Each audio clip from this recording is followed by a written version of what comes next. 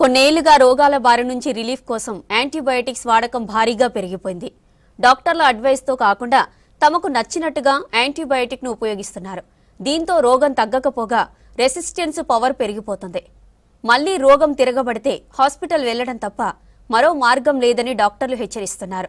Medical కోడ్లో super bugs గా పిలిచే యాంటీబయాటిక్స్ పై అవగాహన పెంచుకోవాలని వైద్యులు సూచిస్తున్నారు.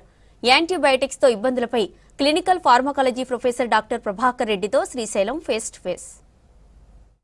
చిన్న చిన్న రోగాలు వచ్చినా, జలుబు చేసినా, దగ్గు వచ్చినా, జ్వరం వచ్చినా సొంతంగా మెడికల్ షాప్కి వెళ్ళడం, మందులు తీసుకోవడం, వాడుకోవడం, అవసరమైతే మనమే యాంటీబయాటిక్స్ ఇవ్వమని కూడా అడుగుతున్నాం. కానీ దాని తర్వాత వచ్చేటువంటి దుష్పరిణామాలు కానీ, ప్రాబ్లమ్స్ కానీ, వచ్చేటువంటి అనారోగ్య వాటికి సంబంధించిన అంశాల గురించి ఎవరు కూడా ఆలోచించలేదు. సొంత వైద్యంతో ముందుకెళ్ళిపోతున్నారు. అయితే ఎన్ని రోజులు వాడాలి, ఎట్లా వాడాలనే అంశం మీద అవగాహన లేకపోవడం, డాక్టర్ చెప్పినట్టు కూడా యాంటీబయాటిక్స్ వాడకపోవడంతో ఆ రెసిస్టెన్స్ వచ్చి దానివల్ల చాలా ఇబ్బందులు తలెత్తున్నాయి.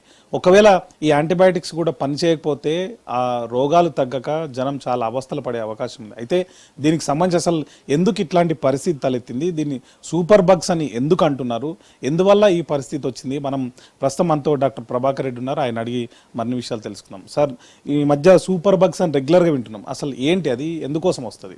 సూపర్ బగ్స్ అనేది ఇప్పుడు మనకి యాంటీబయాటిక్స్ ఉంటాయి. బ్యాక్టీరియా ఇన్ఫెక్షన్ వస్తుంది. మనం ఏమవుతుందంటే బ్యాక్టీరియల్ ఇన్ఫెక్షన్ వచ్చిన తర్వాత మనం దానికి ట్రీట్మెంట్ ఇస్తాం. ట్రీట్మెంట్ ఇచ్చినా కూడా యాంటీబయాటిక్స్ పనిచేయవు. సో ఇవేమంటే రెసిస్టెన్స్, యాంటీ మైక్రోబియల్ రెసిస్టెన్స్ అంటారు.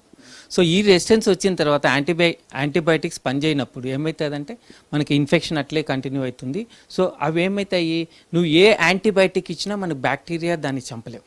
సో వీటినన్నిటిని సూపర్ బగ్స్ అంటాం. సో ఈ సూపర్ బగ్స్ వల్ల ఏమవుతుందంటే హాస్పిటలైజేషన్ ఇంక్రీజ్ అవుతుంది, కాస్ట్ ఆఫ్ ట్రీట్మెంట్ ఇంక్రీజ్ అవుతుంది. యాంటీబయాటిక్స్ ప్రాబ్లం ఏమంటే ఇప్పుడు యాంటీబయాటిక్స్ కొత్తవి రావట్లేదు. ఎప్పుడో మనకు వచ్చిన 10 years 15 years ముందు వచ్చిన యాంటీబయాటిక్సే వాడుతున్నాం. సో ఇప్పుడు ఏమవుతుందంటే మనము ఎప్పుడైనా జస్ట్ ఎగ్జాంపుల్, నాకే జలుబు జ్వరం వచ్చిందనుకో, నేను ఫార్మసీలోకి వెళ్ళి బాబు ఇట్లున్నది అని చెప్తే అతను ఏం చేస్తాడు, నెక్స్ట్ టైం మళ్ళీ నేను రావాలా, అందుకేం చేస్తాడంటే 2 యాంటీబయాటిక్స్ ఇస్తాడు, 2 పెయిన్ కిల్లర్స్ ఇస్తాడు, 2 ఇచ్చేసి పంపించేస్తాడు.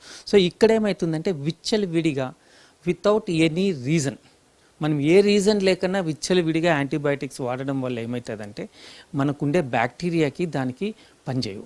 సో ఇట్లా అవుతున్నదంటే ఇప్పుడు కొత్త డ్రగ్స్ మనకు రావు.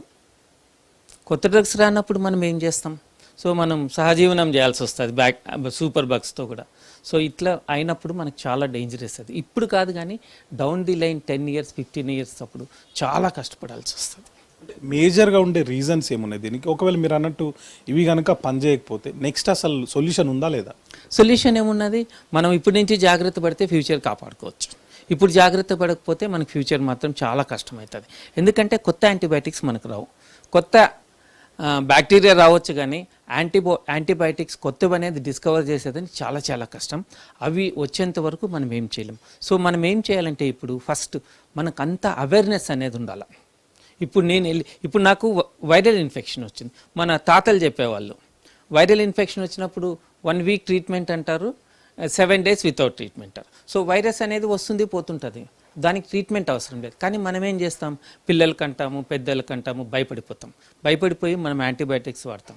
అది ఒక మెయిన్ రీజన్ దీనికి వచ్చేది. ఇంకోటి ఏం చేస్తామంటే మనము హాస్పిటల్కి పోతాం, మనకు నిజంగానే ఇన్ఫెక్షన్ ఉంటుంది, బట్ ఏం చేస్తాడంటే డాక్టర్ ఏం చేస్తాడు, 1 week కోర్స్ వాడాలి, 1 week అన్నా 5 days అన్నా డ్రగ్ని బట్టి కోర్స్ ఉంటుంది. ఆ కోర్స్ వాడితే కనుక ఏమవుతుందంటే మనకు ఫుల్ ట్రీట్మెంట్ వస్తుంది. సో నేను వెళ్ళి డాక్టర్ దగ్గరికి వెళ్ళి నాకు నిజంగానే బ్యాక్టీరియా ఇన్ఫెక్షన్ ఉంది, నాకు 1 week కోర్స్ ప్రిస్క్రైబ్ చేశాడు అనుకోండి, నేనేం చేస్తాను, యాజ్ ఎ నార్మల్ పర్సన్ ఇంటికి వస్తాను, 3 రోజులు వేసుకుంటాను. 3 రోజులు వేసుకున్న తర్వాత ఏమవుతుంది, నాకు బాగా అనిపిస్తుంది. సో బట్ ఏమవుతుంది, ఇక్కడ నాకు బ్యాక్టీరియా ఉంటుంది లోపల, బాగా అనిపిస్తుంది అంటే అవి స్టిల్ మన లోపల ఇంకా గ్రో అవుతున్నాయి. బట్ ఏమవుతుంది, ఇప్పుడు నేను స్టాప్ చేస్తాను. స్టాప్ చేసిన తర్వాత ఏమవుతుంది, ట్రీట్మెంట్ స్టాప్ చేస్తా, 4 రోజులు యాంటీబయాటిక్స్ అట్లా ఇంట్లో ఉండిపోతాయి. మళ్ళీ ఏమవుతుంది, నాకు ఇంకొంచెం సివియర్ అయితే మళ్ళీ హాస్పిటల్కి పోయి మళ్ళీ అడ్మిషన్ అన్నీ చేస్తాను. ఇప్పుడు నా దగ్గర ఉండే 4-5 యాంటీబయాటిక్స్ నెక్స్ట్ టైం ఏం చేస్తాం, మా ఇంట్లో వాళ్ళకి ఎవరికైనా బాగాలేదు. సో ఇట్లా యూస్ చేస్తా, అవేర్నెస్ లేకన్నా కరెక్ట్గా యాంటీబయాటిక్స్ యూస్ చేస్తే మనకి ఎప్పుడూ ప్రాబ్లం రాదు. ఇన్ జనరల్గా యాంటీబయాటిక్స్ ఎక్కువ వాడితే లాంగ్ రన్లో ఏం ప్రాబ్లమ్స్ ఉంటాయి? యాంటీబయాటిక్ రెసిస్టెన్స్ అంతే, ఇంకెంతకని అది చాలు మనకి. సో ఇది major problem at world wide, major problem. మన ఎవరు పట్టించుకోవట్లేదు, కానీ మనకి ఇది చిన్నగా మనం ఏమంటామంటే చాప్ కింద నీరులా పారుతుంది కదా, ఆ టైప్లో antibiotic resistance is the most dangerous thing at this moment. Doctor prescribe చేసినప్పుడు మాత్రమే యాంటీబయాటిక్స్ వాడితే మంచిది. సొంతంగా తీసుకొని వాడడం వల్ల రోగం నయమవుతుందో లేదో తెలియదు, కానీ భవిష్యత్తులో ఇతర ఆర్గాన్స్ కూడా దెబ్బతినే ప్రమాదం ఉంది, ఇతర సైడ్ ఎఫెక్ట్స్ కూడా ఉండే అవకాశం ఉంటుంది. తద్వారా ఒకసారి యాంటీబయాటిక్స్ మీద రెసిస్టెన్స్ వచ్చింది అంటే మాత్రం తన శరీరం మీద తనకు కంట్రోల్ పోయినట్టే, ప్రతిసారి కూడా హాస్పిటలైజ్డ్ అవ్వాల్సినటువంటి ప్రమాదం ఉంటుంది. కాబట్టి ఖచ్చితంగా యాంటీబయాటిక్స్ వాడకం మీద ప్రతి ఒక్కరు కూడా అవేర్ అవ్వాల్సినటువంటి అవసరం ఉందని చెప్తున్నారు. కెమెరామెన్ శ్రీకాంత్తో శ్రీశైలం, V6 న్యూస్, హైదరాబాద్.